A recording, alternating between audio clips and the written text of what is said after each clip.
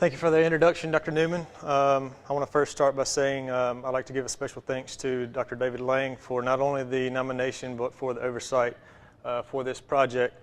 Today I do want to talk a little bit about no-till establishment of two native wild rice species into an established Bermuda grass pasture with the hopes of year-round forage production. To give a brief introduction, we know that warm season perennial grasses are the basis for the forage systems in the Mid-South. This includes species such as Bahia grass or Bermuda grass. We also know that in the last couple of years there's been a 60 to 70% impact on hay and cattle acreage in those drought affected areas. Because of that, we have to rely on sometimes winter grazing options. Right now, that's predominantly with exotic cool season species such as tall fescue, orchard grass, or annual wheat or ryegrass. However, we have high input cost with these, and also tall fescue can be toxic to cattle. Therefore, we would like to test the sustainability of cool season grazing options to supplement this warm season grass. We know that native cool season grasses, such as wild rye, do complement the warm season growth curve. So when our warm season grasses are going dormant in late October, early November in the Mid-South, this is when our native cool season grasses start to pick up. In 2012, Drs. Brian Baldwin and Brett Rushing did an evaluation on southeastern wild rye and found production in yield and forage quality in southeastern wild rye that was comparable to exotics such as tall fescue. Wilkinson et al. In '68 saw that there were pastures that contained Bermuda grass and tall fescue from Georgia all the way up through South Carolina. Freeberg and Overton in '73 did see that when these two were grown together, that tall fescue actually compensated for Bermuda grass decline in the summer and actually produced 2 tons per hectare more when grown together. So considering the objectives of this study were to determine if wild rye could successfully establish into this existing warm season sod and persist if planted by no-till. We also wanted to observe how well, if established, the wild rye complemented these warm season forage growth curves.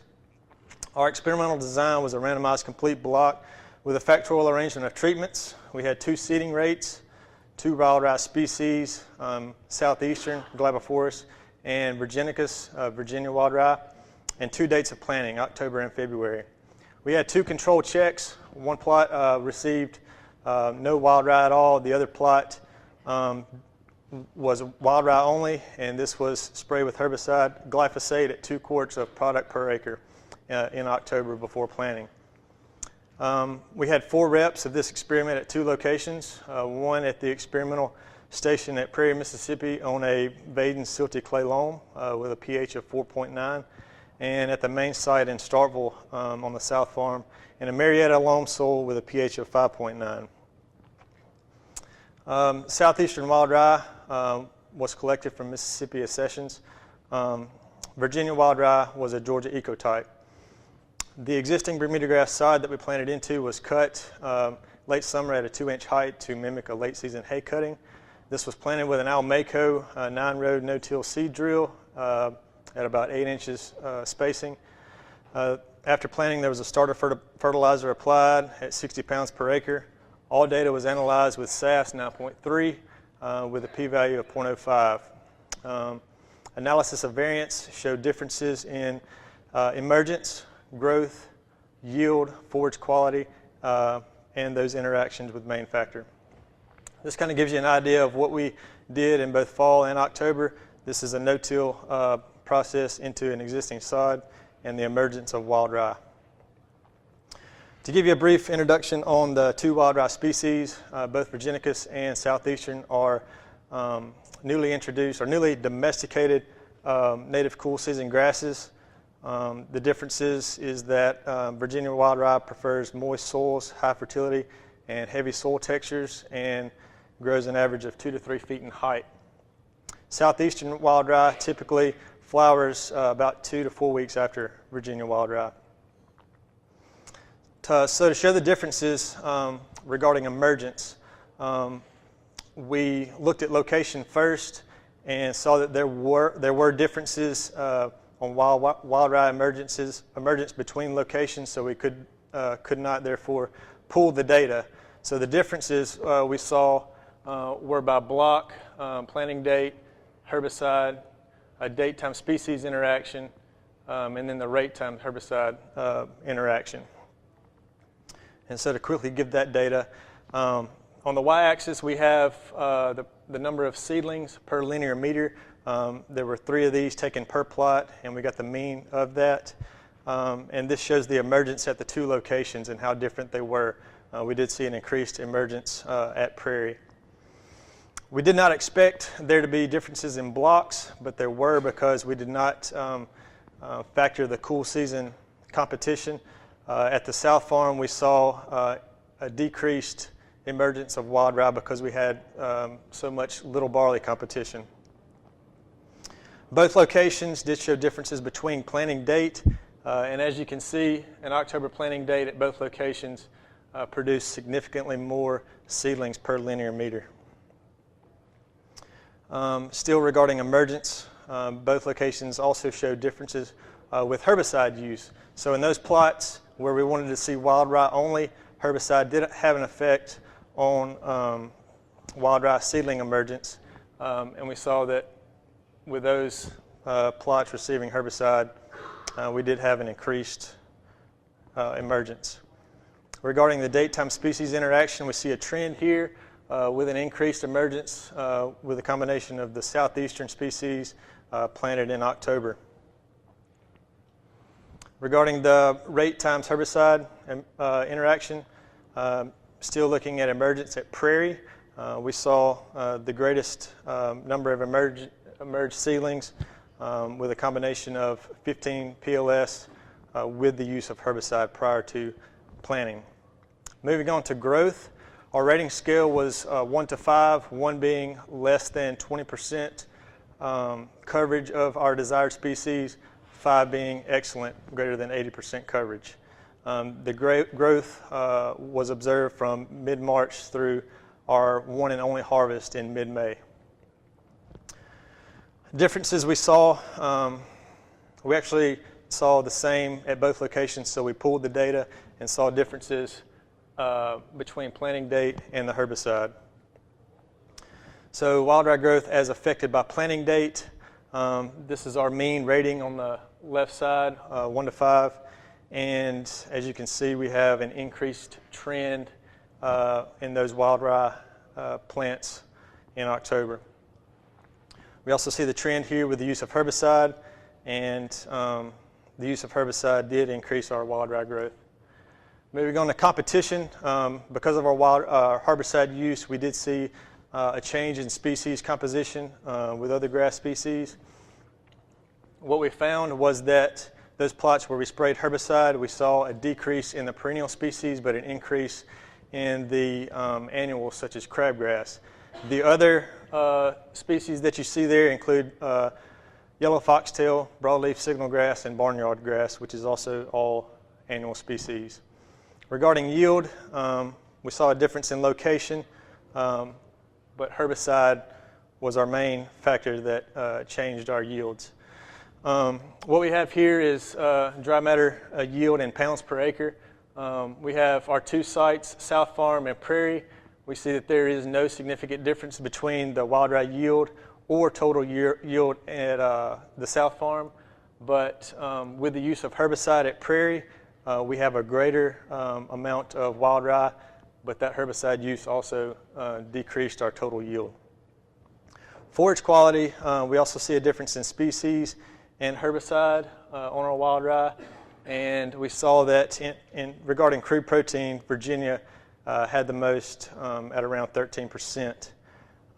Crude protein was also affected by herbicide use, and we saw again around 13% crude protein in those species. When compared to general forage quality standards for livestock, and also compared to our control, which, as you remember, included crabgrass and other species, we saw that both species with the use of herbicide increased crude protein and lowered ADF and NDF.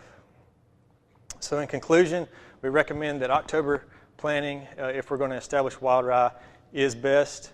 The use of a non-selective herbicide increased wild rye yield, increased wild rye crude protein, and also it reduced the perennial competition, but however it increased our annuals. There is a higher crude protein in Virginia wild rye. We found that in both species, we increased our crude protein and lowered our ADF and NDF. We recommend that if we do establish in October, that we control our cool season weeds. And as with all natives, establishment is key. With that, I'd like to take any questions.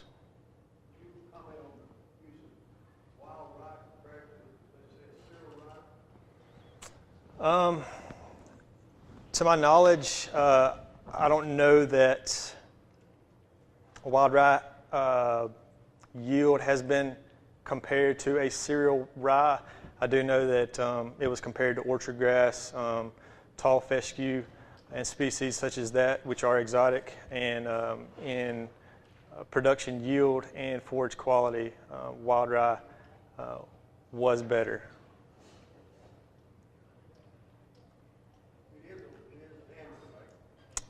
Wild rye is perennial. Yes, sir. Perennial. Both species are a perennial cool season bunch grass. Any other questions?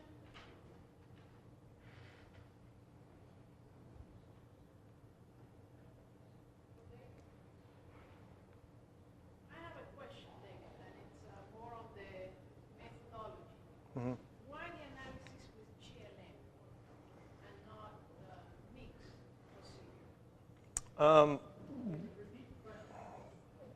The question was why I used Proc GLM and not mixed. GLM was used to see the differences across interaction. We did have the different main plot factors, and we thought that GLM would give us those best results.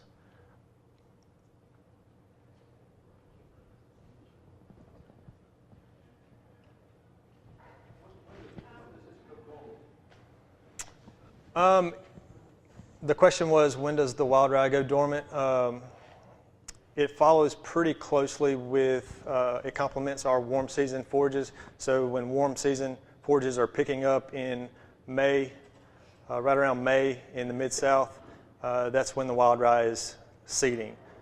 So for example, when this was harvested in mid-May, it was at the early boot stage. So mid-May to the 1st of June, it's seeding and going dormant. Yes, sir.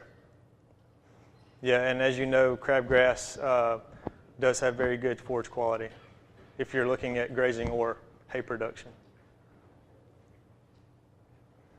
If you were trying to use this in the forage system, winter and summer forage system, would be an advantage of adding annual ryegrass in there? The question was, if we are using wild rye in a forage system, would there be any advantage to using annual ryegrass?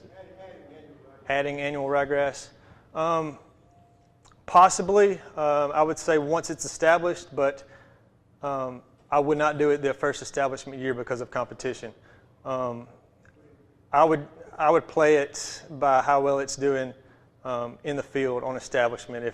If wild rye is successful, it should persist if managed correctly. But correct, it is a perennial and will come back. Yes, sir. Dave, how persistent is it under grazing and in terms of its competition with the perennial warm season? Do you have any sense of how that shakes out, or too early to tell? That is good future research for someone to take on. The question was, how well would this wild rye do under grazing regimes, and how it would persist with warm season grasses. I would like to think it would do well. Judging by monotypic stands that were planted by Brett and Dr. Baldwin. Very good stands, but then again, it has not been managed under rotational grazing. So I would like to think that it would do well.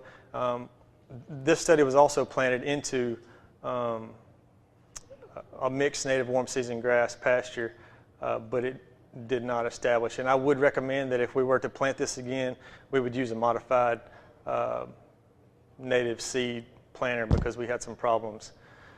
The data doesn't show it, but we had some issues with seed planting with the awns.